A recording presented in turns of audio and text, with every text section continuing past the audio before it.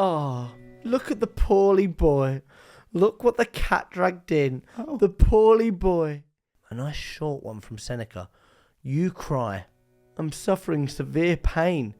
Are you then relieved from feeling it if you bear it in an unmanly way? Ooh. Did it make you feel better though? Wow. Okay. So what are we thinking there then?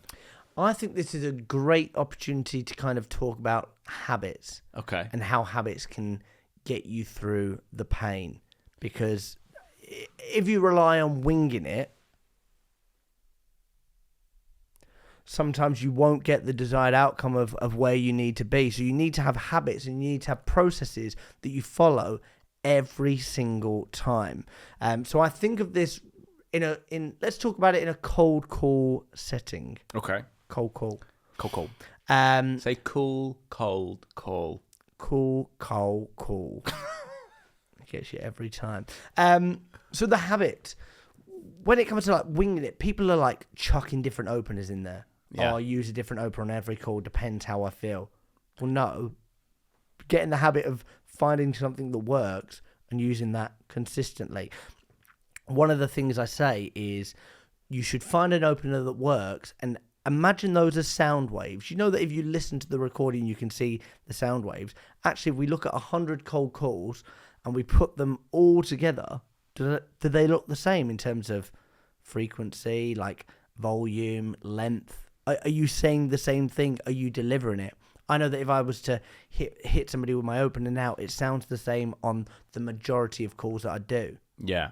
We've had people that have worked for us and it hasn't worked out. We've trained people and it hasn't gone in where that wouldn't work for me. I'm going to try it my way. And it's that same thing of, well, now that your way's not worked, do you feel better now? Like, do you feel better at accepting that maybe there's another way of doing things? Yeah.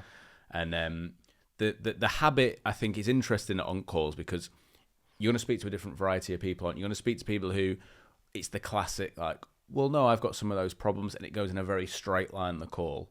Then you're going to get people who it's a bit of a tougher, not a fight, but perhaps you've got to delve a bit deeper. They're not giving things away as easy, so that's going to be slightly different. Mm-hmm. But then you're also going to get people who, oh yeah, I'm looking at this right now.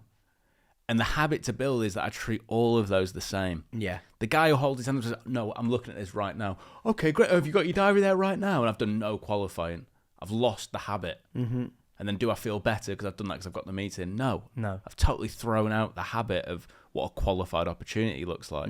In the same way, on the flip side of someone who's, well, yeah, some of those things might apply, but honestly, I'm so busy at the minute. Okay, great. And I've given up. Yeah. Do I feel better now? No. What makes me feel better is that I've stuck to the process regardless of the person under the phone. I can't control that bit, but I can control when they pick up whatever they say, I'm prepared with my process. Yeah. And habits, there's so much conflicting information, but the kind of the train of thought that I follow is it's 60 days to build a habit. Atomic Habits is a brilliant book, but it's going to take time, and you have to do the hard, gritty, dirty work consistently, and then eventually it will become that habit and it'll feel like second nature. One of the things that we do is we have a ledge. So a lot of the time you'll say, it's a sales call, you want to hang up or let me have 30 seconds or whatever your opener is, and the response might be, yeah, brilliant, go on then. But a lot of the time it'll be something else.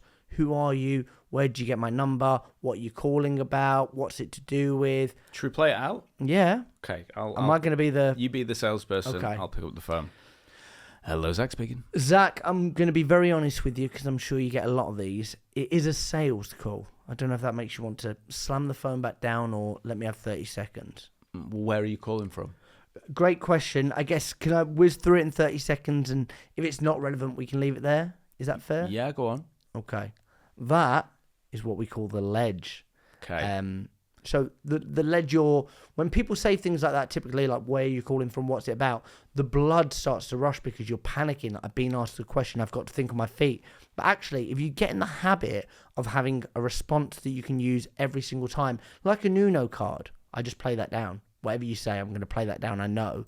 It gets me into the conversation and it makes me follow the process bit by bit. Yeah, beautiful. Wow. I've been Jack Frimson. I've been Zach Thompson. Remember, you will die. Ibiza. Do they have a royal family?